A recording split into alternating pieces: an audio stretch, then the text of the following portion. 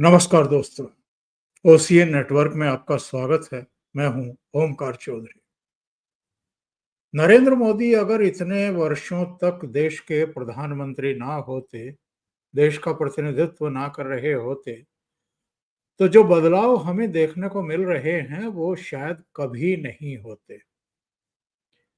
जो हमारे आस्था के केंद्र हैं, जो हमारी विरासत है, उनकी पुनर्स्थापना, पुनर्प्रतिष्ठापना, उनको वही पुराना गौरव दिलाना, इसके अलावा जो सच है, जिसको ढांपने की हर संभव कोशिश की गई, इतिहासकारों के नाम पर ऐसे-ऐसे लोगों को आगे किया गया और उनसे झूठ लिखवाया गया, ताकि जो सच है उसको बहुत गहरे कहीं दफन कर दिया जाए। लेकिन अब जाकर के वो सारी चीजें सुधारी जा रही हैं। जो सच है उसको सामने लेकर आया जा रहा है और सच कितना कटु होता है, कितना कड़वा लगता है लोगों को, कई बार अझेल हो जाता है, वही प्रतिक्रियाएं देखने को मिल रही हैं।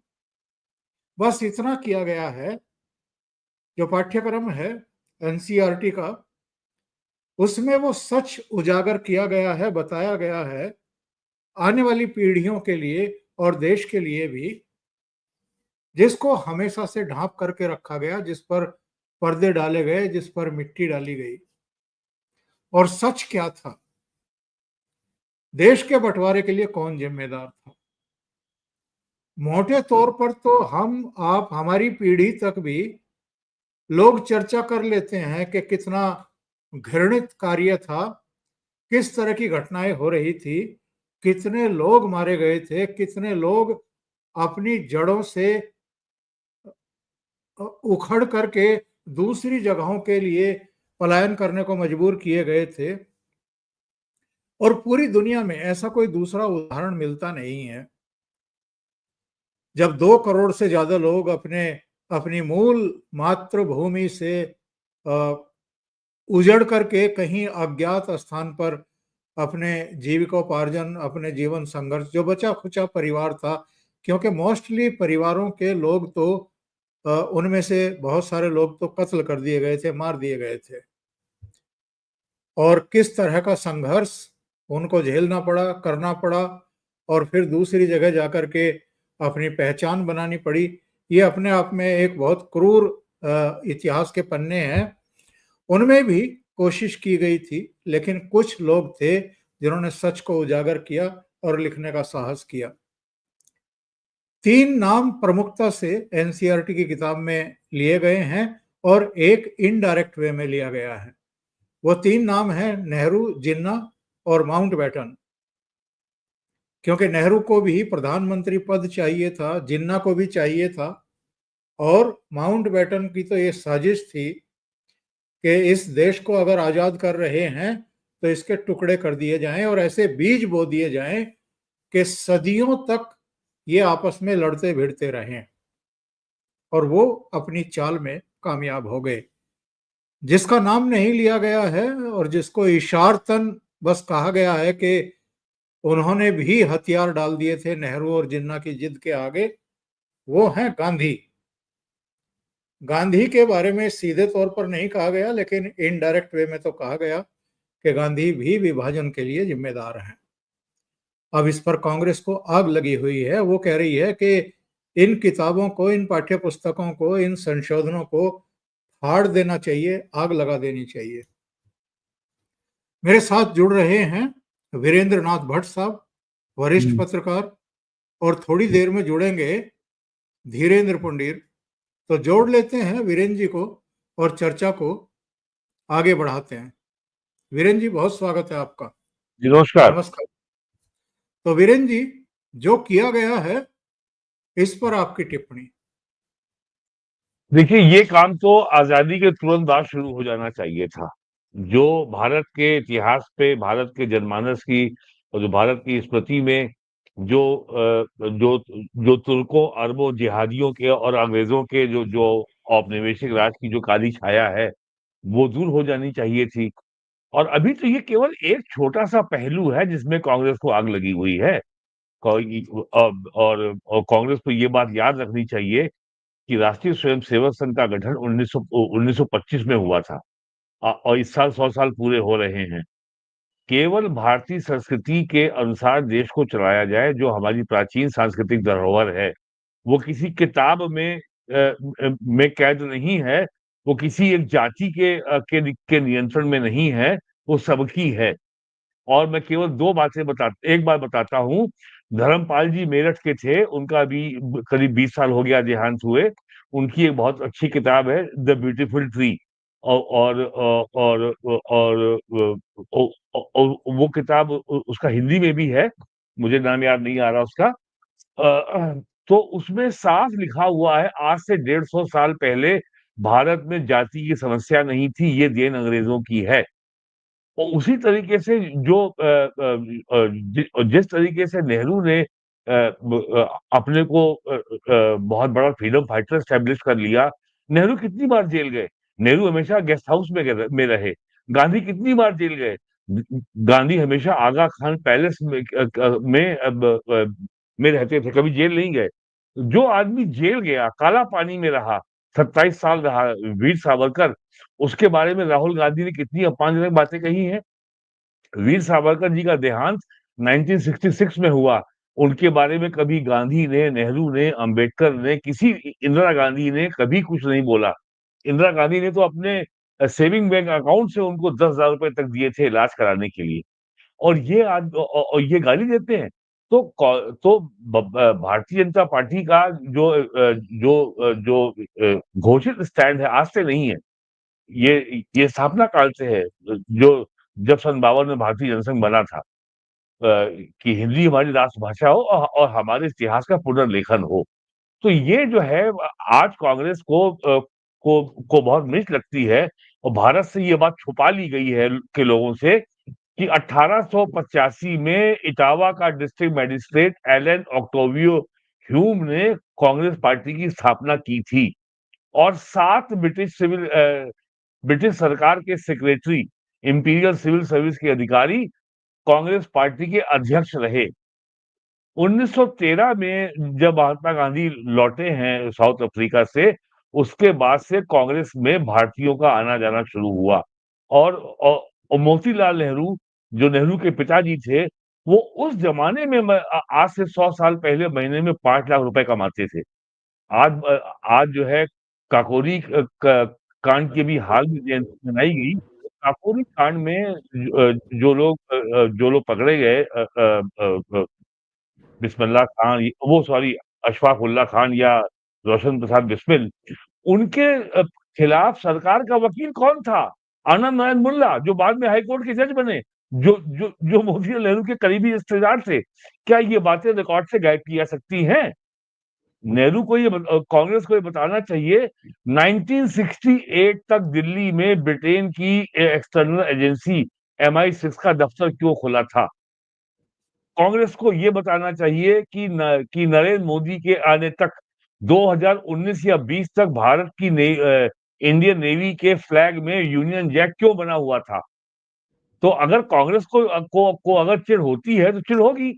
और प्राइम मिनिस्टर मोदी ने 2014 में लोकसभा में, मई 2014 में अपने भाषण में साफ कहा था कि भारत को 1000 साल की गुलामी की दास्ता से मुक्त करना है। तो प्राइम मिनिस्टर का या आरएसएस का या बीजेपी का और वर्तमान प्राइम मिनिस्टर मोदी का जो हमेशा से जो पॉलिटिकल प्रोग्राम रहा है कि इंडिया को डीकोलोनाइज करना है। और भारत जो है दुनिया की एकमात्र प्राचीन सभ्यता है, प्राचीन संस्कृति है जो बची हुई है। सारी सभ्यताओं को या तो पहले नष्ट किया आपके चर्च ने, क्रिश्चियनिटी ने, और बाद में नष्ट किया इस्लाम ने। कि और भारत ने भी 1000 साल दोनों का हमला झेला, क्रिश्चियनिटी का और इस्लाम का, लेकिन ये बचा रहा। तो कांग्रेस को कभी कोई शिकायत नहीं थी कि जैसा अंग्रेज देश को छोड़ गए थे, और जैसा जो है जो हमारी सारी प्राचीन परंपराओं को नष्ट कर गए थे, उसके ऊपर यूरोपीय परंपरा थोप गए थे, वैसे ही चलने दिया जाए। मोदी ने इसको बदला है। अब अगर ये कोई बात कहता है कि जुलाई 1947 में कांग्रेस में एआईसीसी ने, ऑल इंडिया कांग्रेस कमेटी ने बाकायदा प्रस्ताव करके भारत के विभाजन को सहमति दी थी, तो क्या कांग्रेस कह सकती है ऐसा नहीं हुआ था? और ये 19 हेडलाइन बनी थी अखबारों की उस समय। हाँ, तो ये क्या कह सकती है कि ऐसा नहीं हुआ था? तो इसलिए बहुत सारी बातें हैं तो जो कांग्रेस को बहुत परेशान करेंगी। और नेहरू जब जब जब जब कभी जेल भी गए हैं बरेली में या अल्मोड़ा में, तो बाकायदा उनके लिए चाय ट्रे में आती थी, पूछा जाता था कि भाई आप नाश्ते में क्या लेंगे, केवल ब्रेड लेंगे या ऑमलेट भी लेंगे। और दिल्ली का अंग्रेजी अखबार भी उनके लिए आता था। और लंदन में पढ़ने भी गए थे वो, और वहीं से पढ़ के वो आए थे। और उनके बारे में कहा जाता है कि वो he was A brown britisher. तो अभी जैसे-जैसे मोदी जी का एजेंडा देश को डीकोलोनाइज़ करने का आगे बढ़ेगा, देश को औपनिवेशिक मानसिकता, राष्ट्र, संस्कृति से मुक्त कराने का कार्यक्रम धीमे-धीमे आगे चलेगा, वैसे-वैसे कांग्रेस को परेशानी होगी। और केवल कांग्रेस को ही नहीं, जितने इंडी अलायंस के मेंबर हैं, अगर आज ये इतिहास में कहा जाएगा कि 1925 में कम्युनिस्ट पार्टी ऑफ इंडिया का गठन लेनिन के आदेश पर और लेनिन के नेतृत्व में तत्कालीन सोवियत रशिया ताशकंद में हुआ था। वो आज अलग देश बन चुका है सेंट्रल एशिया का, लेकिन 1925 में रूस में हुआ था। एमएन राय उसके नेताओं में थे। और जो जो रूस कहता था, वो पार्टी वही करती थी। 1942 में फर्स्ट सेकंड वर्ल्ड वॉर में सीपीआई हिटलर के साथ थी। और जैसे ही हिटलर ने रूस पे हमला किया, सीपीआई जो है रूस के खिलाफ हो गई, वो सॉरी जर्मनी के खिलाफ हो गई और अंग्रेजों से मिल गई। अरुण शौरी जो 12 साल राज्यसभा के मेंबर रहे और इंडियन एक्सप्रेस के एडिटर रहे, 1980 में वो टाइम्स ऑफ इंडिया के बने थे एग्जीक्यूटिव एडिटर। उन्होंने एक लेख लिखा, पेज वन पे छपा, सीपीआई का द ग्रेट बिट्रेयल, एक धोखा। उसके बाद देश में तूफान मच गया। उसमें उन्होंने कहा था कि सीपीआई ने 1942 के क्विट इंडिया मूवमेंट में अंग्रेजों का साथ दिया था। और अरुण शौरी ने अपनी किताब में लिखा है, the commissioner of lost causes में, वो पीयूसीएल के जो एक जमाने में एक संस्था कम्युनिस्टों की है, people union of civil liberties. तो उसमें एक जज थे सुप्रीम कोर्ट के वीएम तारकुंडे, उसके अध्यक्ष थे। तो एक बार उनको बुलाया गया अरुण शौरी को बोलने के लिए। तो अरुण शौरी ने कहा कि जो उस समय जो सीपीआई के सेक्रेटरी थे एमएन रॉय, मानवेंद्र नाथ राय, उनको अंग्रेज सरकार से 12-12 हजार रुपए की 2 पेंशन मिलती थी मुखबिरी करने की। तो तारकुंडे ने कहा नहीं, 12,000 24,000 नहीं, केवल 12,000 मिलते थे। नेशनल आर्काइव में इसके प्रमाण आज भी मौजूद हैं। अब ये बात अगर लिखी जाएगी कि और इसके भी प्रमाण मौजूद हैं कि सीपीआई ने 2nd वर्ल्ड वॉर के बाद 1945-47 के बीच में भारत देश के 17 देशों में बंटवारे की पुरजोर वकालत की थी। सीपीआई और आज भी। और सीपीआई ने 1947 में पाकिस्तान का पुरजोर समर्थन किया था। गंगाधर अधिकारी की जो पाकिस्तान थीसिस है, वो किताब आज भी नेट पे उपलब्ध है, कोई पढ़ सकता है। गंगाधर अधिकारी, थीसिस ऑन पाकिस्तान। तो ये सारी बातें इतिहास के ऐसे विषय हैं जिससे कांग्रेस को परेशानी होगी। और लोहिया कहते थे कि ये कांग्रेस जो है अंग्रेजों की मानस पुत्र है। और आज जो बहुत प्रचार किया जाता है कि ये बाबा साहब का कॉन्स्टिट्यूशन है, गवर्नमेंट ऑफ इंडिया एक्ट जो आया था 1920 में, 1938 में, उनको इकट्ठा किया और कुछ बातें जोड़ी और आपने कानून बना दिया। हमारा जो कॉन्स्टिट्यूशन है वो 100% यूरोपियन क्रिश्चियन कॉन्स्टिट्यूशन है, उसमें भारत का कुछ भी नहीं है। ये देन है कांग्रेस की। और डॉक्टर अंबेडकर ने 1952 में राज्यसभा में कहा था कि मेरा बस चलता तो मैं संविधान में आग लगा देता। ये भी रिकॉर्ड में मौजूद है, कोई भी जाके देख सकता है, केवल केवल नेट पे सर्च कर लेगा, मिल जाएगा। और डॉक्टर अंबेडकर क्या कहते थे महात्मा गांधी के बारे में और नेहरू के बारे में, उसका भी वीडियो बीबीसी का वीडियो यूट्यूब पे उपलब्ध है। कोई जाके देख सकता है उन्होंने महात्मा गांधी के बारे में क्या कहा था। और डॉक्टर अंबेडकर ने कहा था कि ड्राफ्टिंग कमेटी में अधिकांश लोग कांग्रेस के थे और वो सारी बातें मुझसे करवा लेगी जो मैं नहीं करना चाहता था।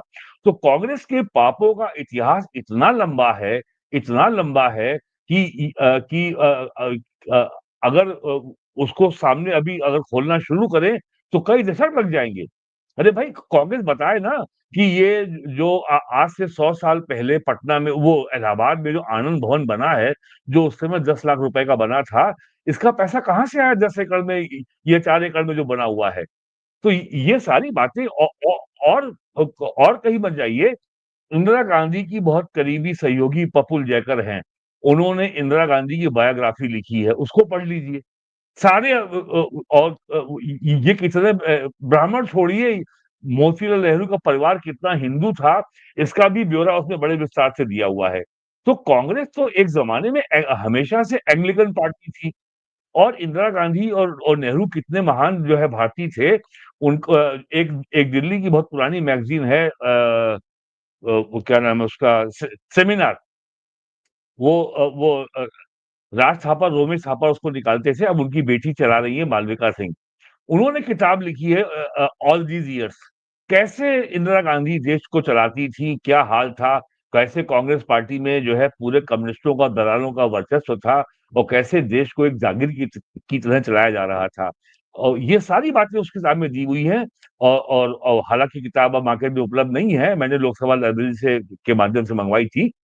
तो ये तो अभी तो इतनी सारी बातें हैं और सबसे बड़ा काम जो कांग्रेस ने किया जो जो अपराध किया कि भारतीय संस्कृति का जो मूल आधार है वो है जिज्ञासा, क्यूरियोसिटी जिससे आपके ज्ञान के चक्षु सदैव सक्रिय रहते हैं, उसको ही समाप्त कर दिया। एकदम समाप्त हो गया और आज जो है हर बच्चा हाई स्कूल में, इंटर में 100 में 100% नंबर लाने को बेकरार है, लेकिन उसको ये नहीं मालूम है कि रबी और खरीफ में क्या अंतर होता है। उसको ये नहीं मालूम है कि ₹59 कितने होते हैं कि वो 59 है कि 69 है, उसको 59, 69, 79 का अंतर नहीं मालूम है। ये है कांग्रेस की देन। तो इतना जो डैमेज किया गया है, अंग्रेज़ों ने सबसे बड़ा जो क्षति पहुँचाई हमारी हमारी संस्कृति को, जो उन्होंने गुरुकुल व्यवस्था को समाप्त कर दिया। धर्मपाल जी की पुस्तक में ये ब्यौरा है, आज से 150 साल पहले तक जब जो मद्रास प्रेसिडेंसी, बॉम्बे प्रेसिडेंसी और कलकत्ता प्रेसिडेंसी में जो आपके ब्रिटिश सिविल सर्वेंट्स ने और गवर्नर्स ने जो स्टडी कराई, जिन वर्गों को आज दलित, पिछड़ा और जनजाति वाला कहा जाता है, उनकी गुरुकुल के विद्यालयों में संख्या 76% से 80% तक थी और उस समय साक्षरता का लेवल 96% था। और कभी भी जाति का या लिंग का भेद नहीं था, लड़के-लड़कियाँ समान रूप से स्कूलों में पढ़ते थे। आज से 150 साल पहले और ये सारा जाति भेद अंग्रेजों ने शुरू किया और उसको जो है कांग्रेस ने आगे बढ़ाया, कम्युनिस्टों ने आगे बढ़ाया और फिर जो है ये क्षेत्रीय पार्टी ने आगे बढ़ाया और फिर वो मंडल के रूप में देश में छा गया। मंडल आयोग की रिपोर्ट पूरी बन गई, उसका कोई आधार ही नहीं दिया गया है, कोई सोशियोलॉजिकल स्टडी हो, कोई एंथ्रोपोलॉजिकल स्टडी हो, कोई रेशियल आधार हो, किस आधार पे आपने मान लिया कि ये बैकवर्ड है? बैकवर्ड नाम की चीज़ भारत में 1950 तक थी ही नहीं। जो जिन वर्गों को शेड्यूल कास्ट बाद में कहा गया, उनको संविधान बनने के पहले कहा गया डिप्रेस्ड क्लासेस, फिर कहा गया बैकवर्ड क्लासेस, उसके बाद जब संविधान बन गया, तो जिनको आज पिछड़े कहा जाता है, तो उनको कहा गया अदर बैकवर्ड क्लासेस, ओबीसी कहा गया। ओ ओबीसी माने था दलित। तो भारत में इतना ज़्यादा संस्कृति को वैंडलाइज़ किया गया है, नष्ट किया गया है और उसी का परिणाम है कि नेहरू ने सोमनाथ मंदिर के बनने में कितने रोड़े डाले।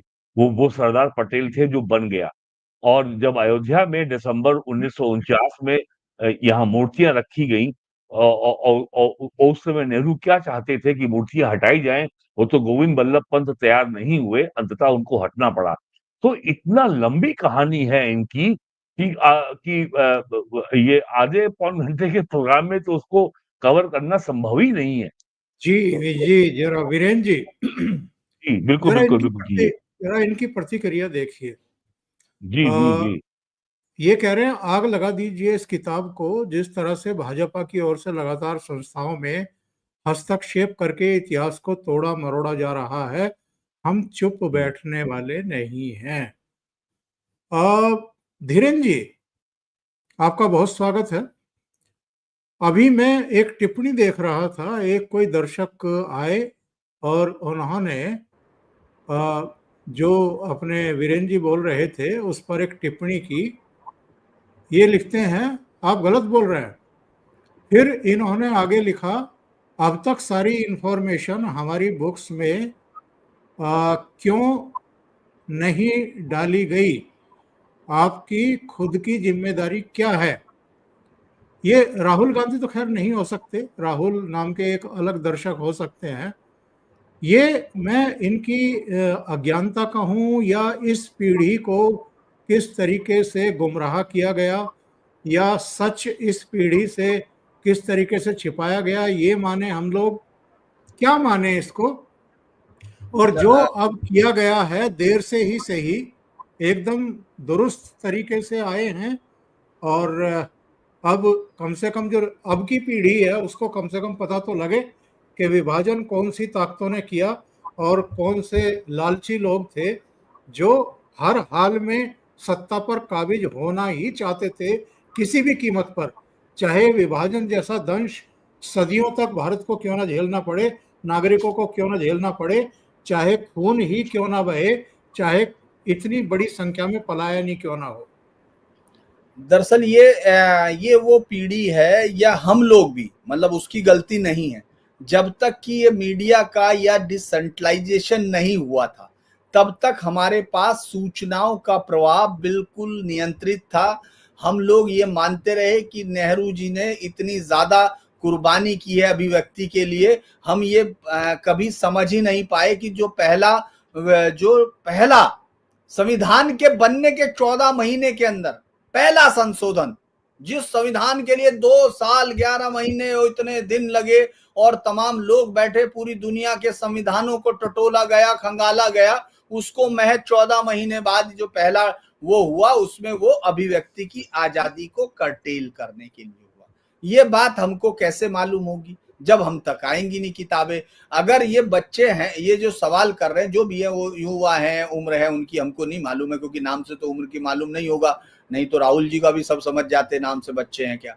तो वो जो जिस तरह से ये इस तरह का निरंतरता रही कि आपके पास कोई सूचना का प्रवाह नहीं जाए, ये किसी ने सोचा ही नहीं था। कि आज तक हम ये समझ कर बड़े हुए कि जो हमारे राष्ट्रपिता महात्मा गांधी हैं, उन्होंने ये कह दिया था, चूंकि वो इंडिया विंस फ्रीडम में मौलाना आजाद उन्होंने लिखा है कि साहब, उन्होंने कहा था 31 मार्च को 1947 को कि जो देश का बंटवारा होगा मेरी लाश पर होगा। हमने आगे नहीं पढ़ा कि जो उन्होंने 2 अप्रैल को लिखा कि जब मैं गया तो क्या हुआ। अब वो गांधी जी पूरी तरह बदले हुए लग रहे थे। अब वो विभाजन पे वो तो नहीं थे कि भाई विभाजन कह तो नहीं रहे थे, लेकिन विभाजन के खिलाफ नहीं जोर दे रहे थे। ये बात तो हुआ क्या है कि सूचनाओं का प्रवाह वन हुआ।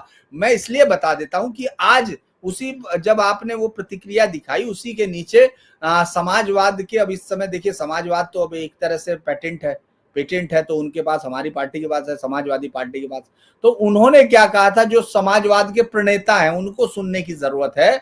उन लोहिया जी जो उस मीटिंग में शामिल थे, जो डिवीजन जिन्होंने वो माना, उसमें जब कार्य समिति मीटिंग में, उसमें वो खुद शामिल थे। उन्होंने लिखा बाद में, उन्होंने लिखा, मुझे आज भी इस बात का दुख होता है कि जब हमारे इस महान देश का विभाजन हो रहा था, तब एक भी व्यक्ति, इसको नोट किया जाए, एक भी व्यक्ति उसके विरोध में अपने प्राणों का ना तो बलिदान दिया, एक भी व्यक्ति ने, और ना ही जेल गया।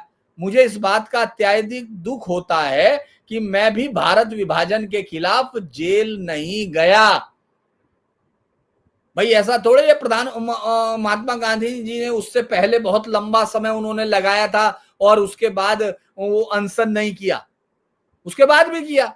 आप कोलकाता में सोहरावर्दी के साथ बैठ गए, जो कोलकाता का बूचर कहलाया, पूरी दुनिया के हिस्टोरियंस ने उसको बूचर कहा, बूचर ऑफ कोलकाता, उस आदमी के साथ आपने अनशन किया और उसको बचाया, जिस आदमी ने उस दिन मुस्लिम लीग के जिस मोहम्मद इस्लाम के जिसका नाम था, जो पूरे शहर में घूम घूम के माइक पे जिसने कत्लेआम करने की बात की, जिसने ये बताया कि ये कितनी बड़ी वो है, मुहर्रम के 17 दिन लड़ना है, अल बदर की लड़ाई हुई थी, आपका सबसे बड़ा जिहाद का आज का दिन है, आपको तो आज कत्लो गारत करनी है, उस आदमी के साथ बैठे थे, आपने अनशन किया था, तो उस दिन भी कर सकते थे।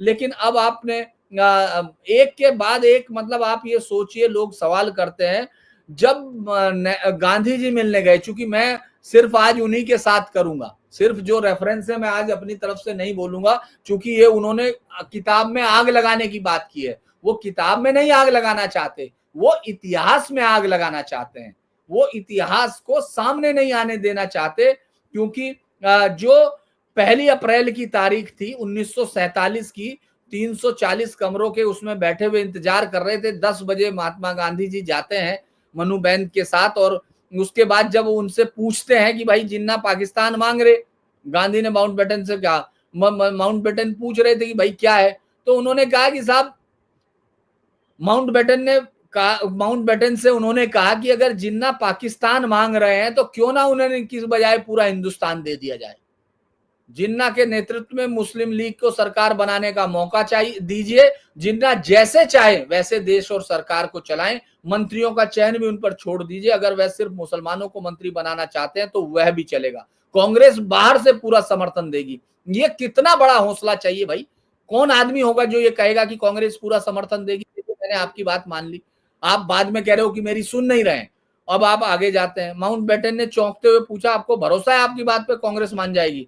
गांधी जी ने विश्वास के साथ कहा, कांग्रेस किसी भी कीमत पर देश का बंटवारा नहीं चाहती, उसे रोकने के लिए हर त्याग के लिए तैयार है।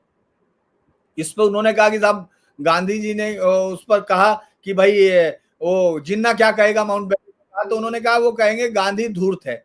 अब जिन्ना ने कुछ नहीं कहा, लेकिन कांग्रेस के अंदर इसको लेकर लड़ाई शुरू होगी, क्योंकि नेहरू और पटेल दोनों ओर गए, वो जानते थे कि बंगाल और पंजाब जहां मुस्लिम लीग का प्रभुत्व खुलेआम, कोलकाता, नोआखली, रावलपिंडी, लाहौर, सब जगह हिंदुओं का नरसंहार हो रहा है, तो उनको लगा अगर सरकार बन गई तो ये तो और खतरनाक होगा। और 2 दिन बाद ही, मतलब 1 अप्रैल के 11 दिन बाद ही, ये जो लाश पे अपनी पाकिस्तान का डिवीजन करने वाले थे, उन्होंने कहा कि मैंने पंडित, ये लेटर में है, ये लिखा हुआ लेटर है कि साहब मैंने पंडित नेहरू को समझाने की कोशिश की, लेकिन वह तैयार नहीं हुए, जिनको उन्होंने बाद में हिंदुस्तान का प्रधानमंत्री बना दिया, वो तैयार नहीं हुए। मुझे ये देख के अफसोस हुआ कि मेरी योजना, यानी जिन्ना को सत्ता सौंपने की, हर तरफ से सही थी, लेकिन मैं अपनी बात समझा नहीं सका। भविष्य के लिए अगर आप मेरा ख्याल छोड़ दीजिए, यानी अपने से कोई लेना देना नहीं, तुमको जो करना करो, हमसे कोई लेना देना नहीं, जो कहा था वो किताब में छप गया, बस हो गया,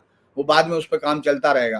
तो ये उन्होंने कहा, मतलब ऐसा नहीं था कि, मतलब आप ये समझ नहीं सकते जो उन्होंने लिखा, मैं नहीं बोलना नहीं चाहता, लेकिन लिखा हुआ है किताब में, आजाद नेहरू क्यों तैयार थे, इस पर भी आजाद ने इंडिया विंस फ्रीडम में लिखा, उनके विचार सुन लेते हैं। मुझे लगता है जवाहरलाल के अंदर जो परिवर्तन आया है उसके लिए लेडी माउंटबेटन जिम्मेदार है, जिनके व्यक्तित्व ने जवाहर को प्रभावित किया है। वह अपने पति माउंटबेटन की हमेशा तारीफ करती थी और उनके विचारों को उन लोगों को समझाती थी जो उनके पति से सहमत नहीं होते थे। ये सब उनका है। अगर आप और कहेंगे तो मैं नेहरू जी का भी बता सकता हूं, जो उन्होंने 1960 में ब्रिटेन के एक पत्रकार को इंटरव्यू दिया उन्होंने, लियोनार्ड मोज़ले को, वो भी सुन लेते हैं, मुझे लगता है वो भी अच्छा रहेगा। नेहरू जी ने कहा सच्चाई ये है कि हम थक चुके थे। ये सवाल उससे किया गया कि आपने स्वीकार क्यों किया, मुझे लगता है शायद उस पर भी है, देख सकते हैं उसमें है, सभागार में तो है ही।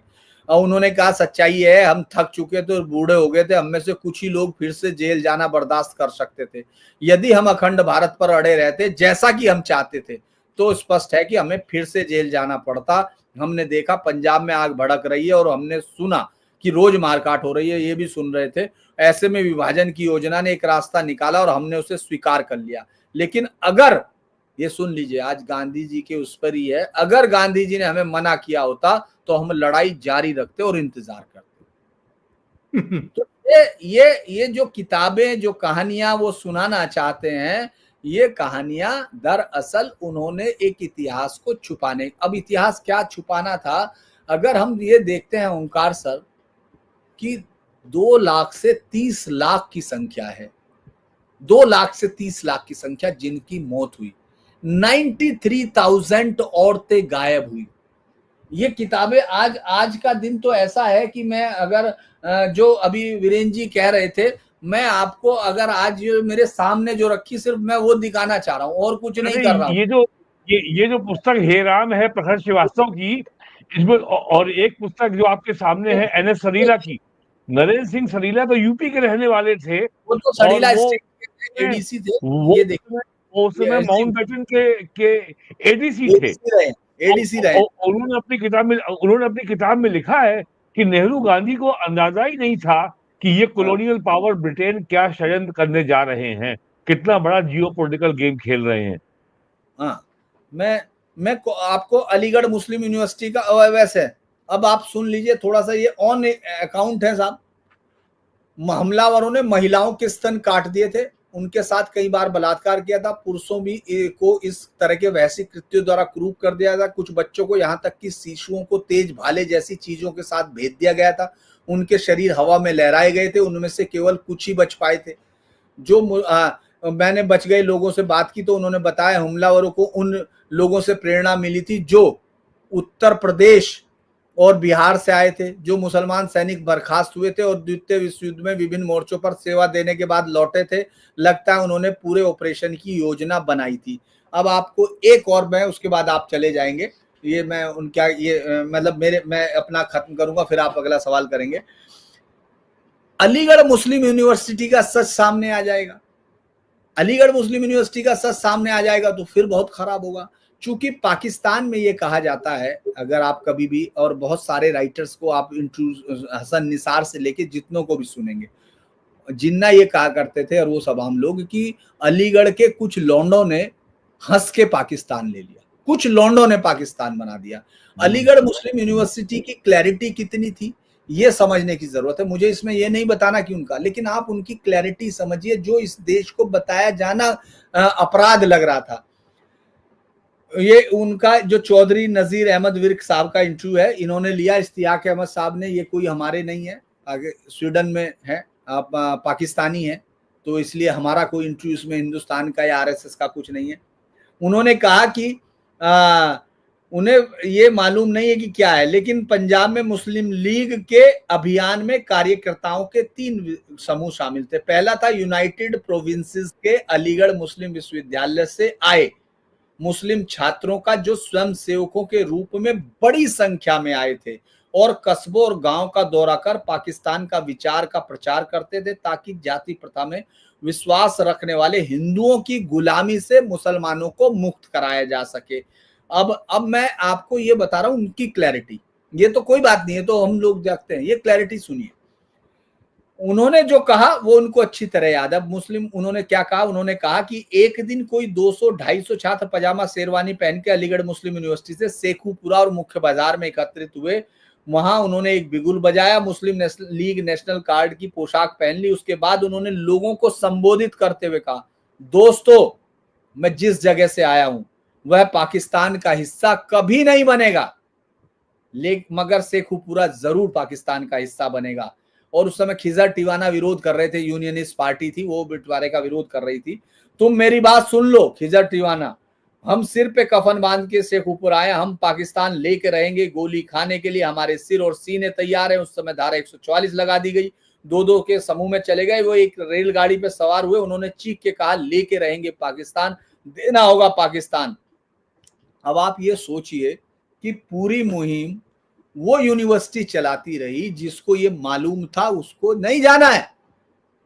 तो वो जो लोग आपको ये आज कहते हैं ना कि हम बाई चॉइस रुके हैं, आप तो बाई बर्थ बन गए, ये जो खानम एंड गैंग है, उनको ये जवाब उनकी किताबों में, और ये अगर आपके सामने आ जाएगा तो बहुत दिक्कतें हो जाएंगी। क्योंकि ये सवाल होगा ना, आज आप आरएसएस को कह रहे हो, आरएसएस कौन सी सरकार में शामिल थी, आरएसएस की क्या हैसियत थी, वो एक संगठन थी, होगा उसने हथियारों में जो भी किया होगा, आप बताइए, हम आपकी सारी बात मानते हैं। फैसले ऐसी तो बहुत सारी धाराएं एक साथ चलती रहती हैं भाई। फैसले बात ये है, फैसले आपने लिए ना, बात ये है कि फैसला लिया किसने, सहमति किसने दी। तो मुस्लिम लीग ने भी दी और कांग्रेस ने भी दी।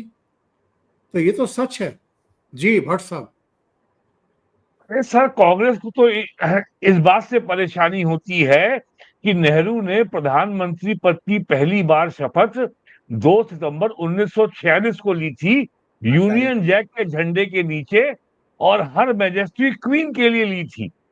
कांग्रेस को इस बात से परेशानी होती है कि 15 अगस्त 1947 को नेहरू को शपथ लॉर्ड माउंटबेटन ने दिलाई थी, लेकिन पाकिस्तान के जिन्ना को कराची में पाकिस्तान के पहले गवर्नर जनरल के रूप में शपथ लेने के लिए किसी अंग्रेज की जरूरत नहीं पड़ी थी।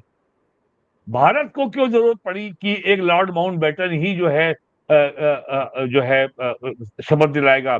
जो सेंगोल लाया गया था तमिलनाडु से और जिसको गायब कर दिया गया और उसको नेहरू ने इलाहाबाद भेज दिया म्यूजियम में, वो 6.5 फीट लंबी जो एक आपकी मेटेलिक रॉड थी, कहा ये तो जो है टहलने की छड़ी है। छड़ी कहीं 6 फीट लंबी होती है? वो तो नरेंद्र मोदी का भला हो जो उन्होंने 2020 में उसको खोज के निकलवाया और उसको दोबारा और मैं तो कहूंगा कि संसद भवन में उसकी प्राण प्रतिष्ठा कराई। तो भारत को डीकोलोनाइज करना बहुत बहुत कठिन काम है, और लोग ये भूल जाते हैं कि 1977 तक संघ लोक सेवा आयोग में परीक्षा का माध्यम केवल अंग्रेजी था। चौधरी चरण सिंह ने पहली बार आकर के भारत सरकार के गृह मंत्रालय में संघ लोक सेवा आयोग में अंग्रेजी के दबदबे को खत्म करना शुरू किया और हिंदी की शुरुआत कराई। यूपी में 1977 में जनता पार्टी की सरकार बनने पर चौधरी चरण सिंह की पहल पर राम नरेश यादव यहाँ मुख्यमंत्री थे। यहाँ सचिवालय का अधिकांश काम अंग्रेजी में होता था, जबकि 1952 में ये जो है विधानसभा ये तय कर चुकी थी उत्तर प्रदेश की कि विधानसभा के कार्य संचालन का समस्त कार्य हिंदी में होगा। तो और सबसे बड़ी बात क्या है, ये बात गायब कर दी जाती है। यूपी में या देश के अन्य राज्यों में कहीं पर भी आपको शहरों में सरकारी प्राइमरी स्कूल नहीं मिलेगा। सेकेंड 5 ईयर प्लान में 57 में ये बात जो है प्राइम मिनिस्टर के सामने रखी गई। योजना आयोग ने पूरा प्लान बनाया और तब कहा गया साहब 350 करोड़ रुपए खर्च होंगे। नेहरू ने टाल दिया कि नहीं, ये खर्चा बहुत ज्यादा है। आज बताइए, उत्तर प्रदेश के 75 जिले हैं, 600 से ज्यादा नगर हैं, कहीं पर भी आपको शहरी इलाके में सरकारी प्राइमरी स्कूल नहीं मिलेगा। हाँ, सही है कि 1 लाख से ज्यादा प्राइमरी स्कूल हैं, 1.5 लाख हैं, लेकिन वो गांव में है, शहर में कहाँ है? गाजियाबाद इतनी बड़ी आबादी है, 15,000 रुपए जो आदमी महीने में कमाता है, 10,000 रुपए महीने जो कमाता है, यदि उसके 2 बच्चे हैं, ऐसा कौन सा स्कूल है लखनऊ में, गाजियाबाद में, जहां पे आज मिनिमम जो है फीस 1,000 रुपए नहीं है? तो ये बहुत सारी बातें हैं। और कभी भी भारतीय प्राइम मिनिस्टर मोदी के पीएम बनने के बाद अब कोई भी किसी देश का प्राइम मिनिस्टर अगर आता है तो उसको भारत सरकार ताजमहल नहीं घुमाती है। 10 साल, अब आज 11 साल हो गए। अरे भाई, वो एक कब्रिस्तान है, वहां क्या दिखाने ले जाते हो? वहां तो कब्र बनी है। अब जो और जब चाइना के प्रेसिडेंट जी जिनपिंग आए थे तो उनको प्राइम मिनिस्टर ने पहले होस्ट किया गुजरात अहमदाबाद में, साबरमती में, और फिर तमिलनाडु में महाबलीपुरम ले गए। जब वो पहली बार जून 2014 में जब वो जापान की यात्रा में गए तो उन्होंने तो पीएम ने जापान के प्राइम मिनिस्टर शिंजो आबे को भगवत गीता की प्रति भेंट की थी। अरे ये तो सेकुलर देश है। अरे क्या बाइबल देते क्या? क्या कुरान देते क्या? तो आज दुनिया में हमें आज भी ये कहने में शर्म आती है कि हम एकमात्र संस्कृति है दुनिया की प्राचीन जो बचे हैं। रोमन सभ्यता नष्ट हो गई, ग्रीक सभ्यता नष्ट हो गई, इजिप्ट का नष्ट हो गया, ये पूरा जो शानदार सभ्यता के केंद्र थे, ये आपका एनाटोलिया, सीरिया, सब नष्ट हो गया। पूरा यूरोप नष्ट हो गया, ऑस्ट्रेलिया नष्ट हो गया, और पूरा साउथ और नॉर्थ अमेरिका नष्ट हो गया। नॉर्थ अमेरिका जो आज का यूएसए है, यहाँ के तो मूल निवासी करोड़ों का तो नरसंहार कर दिया गया, और ये अंग्रेजों ने किया। मैक्सिको की माया सभ्यता नष्ट हो गई। तो ये सब जो हुआ है, हम बचे हुए हैं। तो ये कोई बीजेपी का मामला नहीं है, देश बीजेपी नहीं है। बस बीजेपी ये है फर्क कि वो कम से कम इस बारे में बात तो करती है। ये गंगो चमन तहजीब का जो फ्रॉड कांग्रेस ने शुरू किया, ये केवल उन मुसलमान नेताओं को भारत में मुख्य धारा में शामिल करने के लिए किया गया था जिन्होंने जम के जिहाद किया पाकिस्तान के लिए, लेकिन पाकिस्तान नहीं गए। सज्जाद जहीर जो कि एमयू में पढ़ते थे और जिन्ना के वो स्टेनो थे, मुशीर थे, पीए थे, जो सारे उनके स्टेटमेंट लिखते थे और जो भी प्रस्ताव ड्राफ्ट करते थे। जब हैदराबाद में पुलिस एक्शन हुआ और जो कासिम रिजवी जो कि हैदराबाद के निजाम का वजीर था, और फिल्म भी बनी है जिसमें वो सरदार पटेल को धमका रहा है कि यदि आपने हम पे हमला किया तो एक भी हिंदू नहीं बचेगा। सज्जाद जहीर को भेजा गया सीपीआई ने कि जाओ तुम जाके वहां पे कम्युनिस्ट पार्टी को सेटअप करो। रावलपिंडी कॉन्स्पिरेसी केस नेट पे जाके कोई सर्च कर सकता है, उनको पकड़ लिया गया। नेहरू के दखल पर उनको वापस लाया गया और उसके बदले में भारत ने कामरान रिजवी को पाकिस्तान को सौंप दिया, वो वहीं जाके मर गया। और वही सज्जाद जहीर जब लौट के भारत आए तो वो जो है प्रगतिशील लेखक संघ के अध्यक्ष हो गए, जो आज भी चल रहा है, प्रोग्रेसिव राइटर एसोसिएशन, और वो वामपंथियों का गढ़ है। और जो उनकी पुत्री थी, उन्होंने एक फिल्म स्टार से शादी कर ली, जो बाद में जो है कांग्रेस के एमपी रहे और यूपी कांग्रेस कमेटी के अध्यक्ष रहे। ये सब जानते हैं। तो ये सब चीजें हैं। बहुत लंबी दास्तान है ये। धीरेन्द्र अभी जी, तो खुलेगी। जी जी, धीरेन्द्र जी, सच को अभी भी छिपाने की लगातार कोशिशें हो रही हैं। केवल एनसीईआरटी की किताबों में ये सच उजागर नहीं किया गया है या पहली बार स्वीकार नहीं किया गया है, पाठ्यक्रम के जरिए नई पीढ़ी को अवगत कराने की कोशिश नहीं की गई है।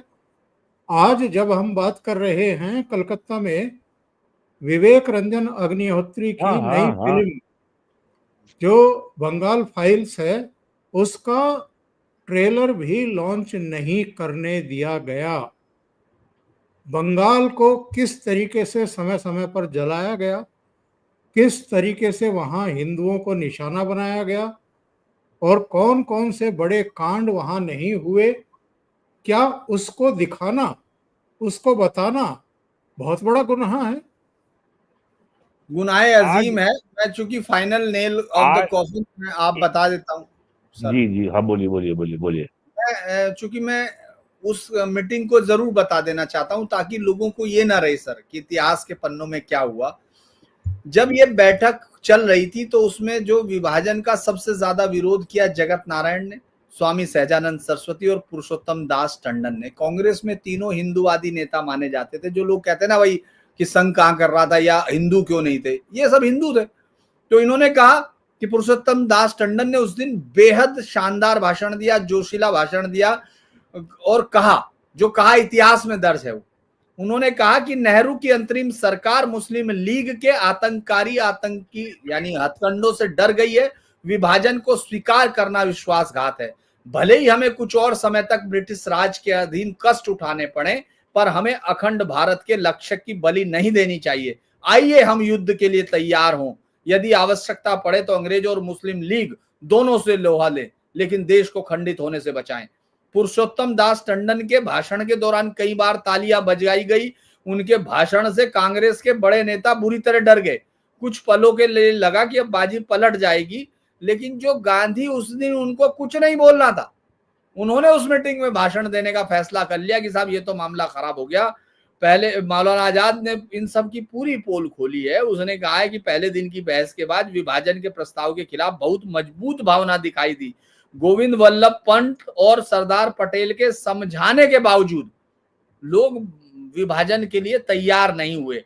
इसलिए गांधी जी के लिए अब आवश्यक क्या हो गया कि वह इस बहस में मध्यस्थता करें। अब उन्होंने क्या कहा, देखिए, जो गांधी ये कह रहा था कि आप छोड़ के चले जाओ, हम दुनिया से निपट लेंगे, हमें क्या कहेगी दुनिया, वो क्या उन्होंने अपनी शुरुआत इस तरह की। कार्य समिति ने विभाजन का फैसला बहुत कुछ सोच समझ कर लिया होगा, यानी कार्य समिति तय होगी। यही तो किताब में कहा गया कि कांग्रेस ने स्वीकार किया, यही इसमें कार्य समिति ने। और ये तो कार्य समिति में बैठे हुए लोग हैं, किसी हिस्टोरियन की जरूरत ही नहीं है इसमें। तो जो कार्य समिति में है वो बता रहा है। उसने लिखा कि कार्य समिति में विभाजन का फैसला कुछ सोच समझ कर लिया होगा। यदि इसको आप नकार देते हैं तो दुनिया कहेगी कि आप कितने गैर जिम्मेदार आदमी, यानी अपने देश के टुकड़े करा लो देश की जिम्मेदार भार के लिए, कि वो जो है जिसलिए जिन्होंने आपके नाम से काम किया, आपको उनका साथ देना ही होगा।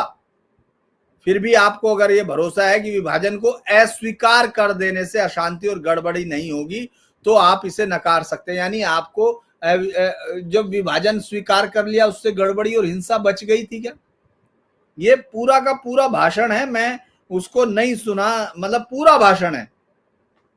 और उन्होंने, चूंकि उन तीनों हिंदुओं ने बोला था, अब आप सोचिए क्या मतलब कितनी तरह की प्रतिहिंसा, या वो लिखा तो है कि मैं हिंदू, और वो तमाम किताबें यहाँ रखी हैं, मैंने पढ़ी हैं उनकी, लेकिन सहजानंद सरस्वती, जगन नारायण लाल और पुरुषोत्तम दास टंडन पर ताना मारते हुए उन्होंने कहा, जो हिंदू आज यहाँ मौजूद है, अगर ये दावा है कि हिंदुस्तान हमारा है और उसमें हम हिंदुओं को ही सबसे ऊंचा मानेंगे, तो इसका मतलब है कि कांग्रेस ने बंटवारे को मानकर कोई भूल नहीं की।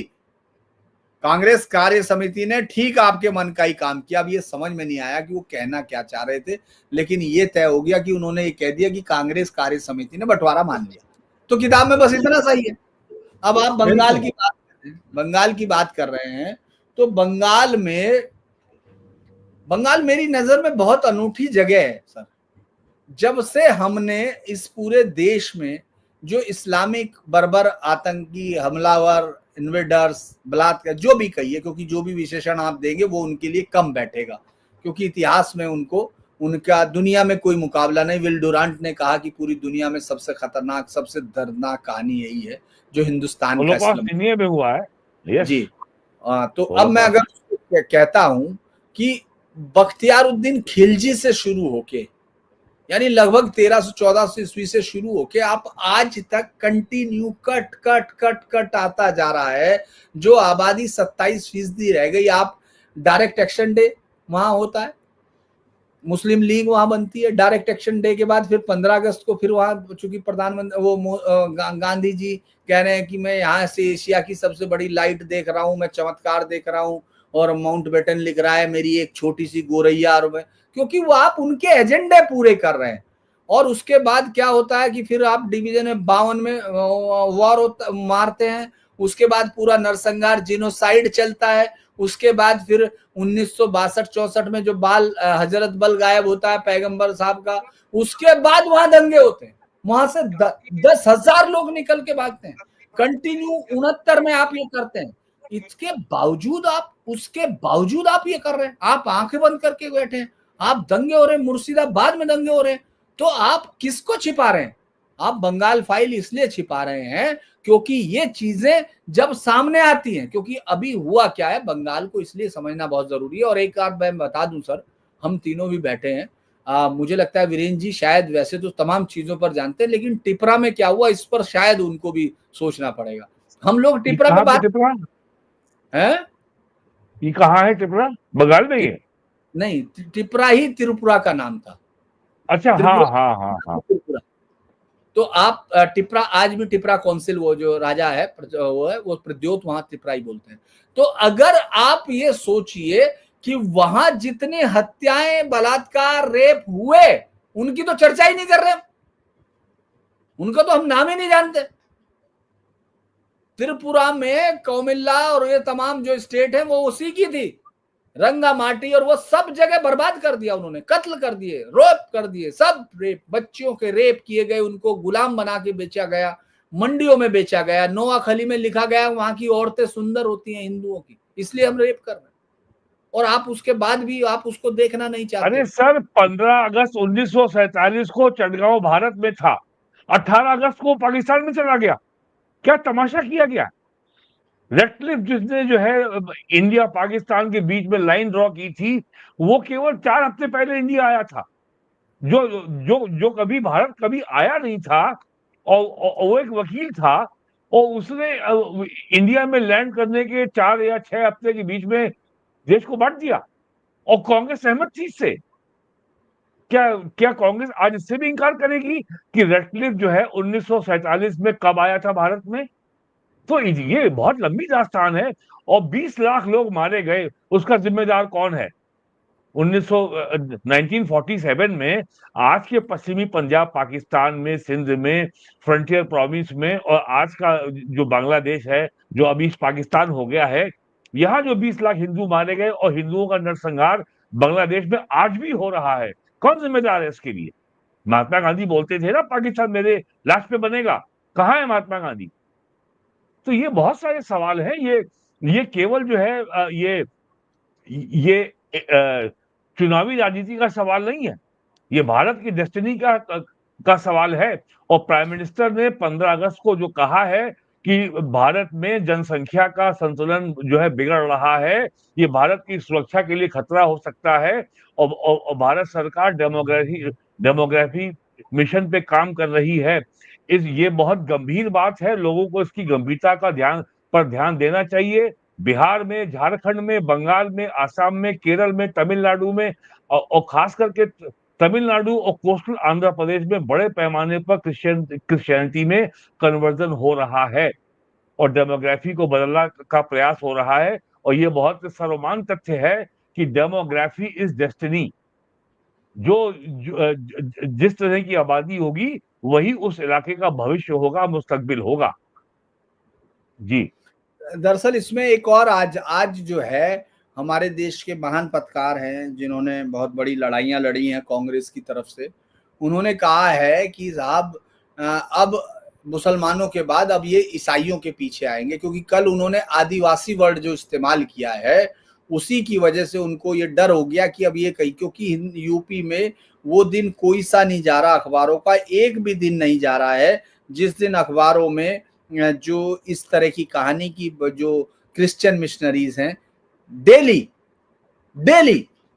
आप अखबार उठा के देख लीजिए, अमर उजाला, दैनिक जागरण या जो भी स्टेट का अखबार है आपको रोज मिलेगी। तो वो जानते हैं कि लेके बलिया तक कन्वर्जन का काम चल रहा है यूपी में, दरअसल हिंदुस्तान तो प्लेग्राउंड बन गया क्रिश्चियन मिशनरी और जिहादी उनके साथ। वो जानते हैं कि इस देश में सब कुछ फ्री है, जो चाहे लीजिए, वोट दीजिए बस। बहुत बहुत धन्यवाद धीरेन्द्र जी आपका भी और वीरेंद्र जी आपका भी, आप दोनों जुड़े और बहुत महत्वपूर्ण मुद्दे पर आप लोगों ने प्रकाश डाला। Thank you so much. और सभी दर्शकों का भी बहुत अभिनंदन जो इस शो के दौरान जुड़े और जो आगे प्रोग्राम को देखने वाले हैं। सभी से ये निवेदन, धीरेन्द्र पुंडीर जी का जो चैनल है धीरेन्द्र पुंडीर न्यूज़ पॉइंट, उसको जरूर आप सब्सक्राइब करें, उनको सपोर्ट करें। और अगर आपको ये प्रोग्राम अच्छा लगा है तो लाइक करना ना भूलें, वीडियो को अपने मित्रों को शेयर जरूर करें और अगर कंट्रीब्यूट करना चाहते हैं तो नीचे लिंक दिए हुए हैं। बहुत बहुत धन्यवाद, नमस्कार, शुभ रात्रि, जन्माष्टमी शुभकामनाएं सर।